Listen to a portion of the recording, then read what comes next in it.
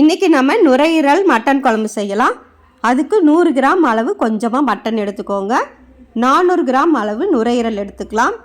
400 gram நுரையீரலை 4 முறை நல்லா கழுவிட்டு மட்டனை 2 முறை நல்லா கழுவிக்கோங்க. இப்போ நம்ம குக்கரில் சேர்த்துட்டோம். கழுவுன மட்டனையும் இப்போ சேர்த்துக்கோங்க. சேர்த்துட்டு தனித்தனியாக கழுவிக்கோங்க. 50 கிராம் வெங்காயம், கொஞ்சமாக மஞ்சப்பொடி, 1 ஸ்பூன் அளவு இஞ்சி பூண்டு பேஸ்ட்டு, 1 ஸ்பூன் வத்தப்பொடி, 1 ஸ்பூன் எண்ணெய் ஊற்றிக்கோங்க. எந்த எண்ணெய் வேணாலும் ஊற்றிக்கோங்க. நெய் விட்டாலும் ரொம்ப டேஸ்டியாக இருக்கும். லேசாக பெரட்டி விட்டுட்டு நம்ம குழம்புக்கு தேவையான அளவு உப்பு இப்போ போட்டுடலாம். 1 ஸ்பூன் அளவு உப்பு போட்டுருங்க. கரெக்டாக இருக்கும். திரும்பவும் நல்லா வதக்கி விடுங்க. ஒரு 5 நிமிடங்கள் வதக்கி விட்டுட்டு கொஞ்சமாக இப்போ தண்ணி ஊற்றிக்கலாம். 100 ml அளவு தண்ணி ஊற்றிக்கோங்க. 3 விசில் வச்சு இறக்கிக்கோங்க. நுரையீரல் கூட கொஞ்சம் மட்டன் சேர்த்து செய்யும்போது நுரையீரல் மட்டன் குழம்பு ரொம்ப ரொம்ப டேஸ்டியாக இருக்கும். இப்போ கடாயில் 1 ஸ்பூன் ஆயில் சேர்த்துக்கலாம். 50 கிராம் சின்ன வெங்காயம் போட்டுக்கோங்க.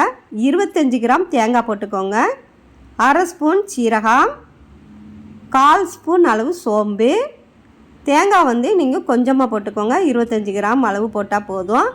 நல்லா வணங்கி மணம் வந்துடணும். இப்போ ஒரு 50 கிராம் தக்காளி சேர்த்துக்கோங்க. திரும்பவும் நல்லா வதங்கின பிறகு நைஸாக அரைச்சிடுங்க. அதே கடாயில் 3 ஸ்பூன் அளவு ஆயில் விட்டுக்கலாம். விட்டுட்டு 1/4 ஸ்பூன் அளவு சோம்பு போட்டுக்கோங்க. 4 கிராம்பு, ஒரே ஒரு அன்னாசிப்பூ, கொஞ்சம் கல்பாசியும் பட்டையும் போட்டுட்டு 2 ஏலக்காய் போட்டு பொரிஞ்ச பிறகு வெங்காயம் போடுங்க. 100 கிராம் வெங்காயம். இப்போ வெங்காயம் நமக்கு நல்லா வதங்கி மணம் வந்த பிறகு மல்லிச்செடி கொஞ்சம் போட்டுக்கலாம். மல்லிச்செடி புதினா இருந்தாலும் போட்டுக்கோங்க. 4 பரட்டி விட்டுட்டு 2 ஸ்பூன் அளவு வத்தப்பொடி போட்டுக்கோங்க. காஷ்மீரி சில்லி பவுடர் தான் போட்டிருக்கேன். உரைக்காது, நல்ல கலராக இருக்கும். 1 நிமிடம் லோ ஃப்ளேமில் வதக்கி விட்டுட்டு நுரையீரலில் கொட்டிடுங்க. அரைச்ச மசாலாவையும் இப்போ நம்ம ஊற்றிக்கலாம். இப்போ தான் நம்ம மல்லிப்பொடி சேர்க்க போகிறோம். 2 ஸ்பூன் அளவு மல்லிப்பொடி, 1/4 ஸ்பூன் அளவு பெப்பர் பொடி போட்டுக்கோங்க. நல்ல மணமாக இருக்கும் குழம்பு. கலந்து விட்டுட்டு கொஞ்சமாக கழுவி தண்ணியை ஊற்றிட்டு நல்லா கலந்து விட்டுருங்க. கலந்து விட்டுட்டு ஒரு 2 விசில் மட்டும் வச்சு நீங்கள் இறக்கிக்கோங்க. இப்போ குக்கர் மூடி போட்டு 2 விசில் வச்சு இறக்கியாச்சு. பாருங்கள் எவ்வளோ மணமாக நமக்கு நுரையீரல் மட்டன் குழம்பு ரெடி ஆயிடுச்சு. இட்லி, தோசை, பூரி, சப்பாத்தி எல்லாத்துக்குமே நல்ல டேஸ்டியாக இருக்கும்.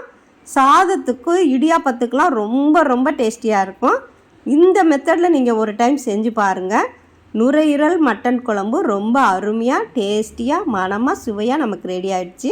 செஞ்சு பாருங்கள், சாப்பிட்டு பாருங்கள். தேங்க்யூ.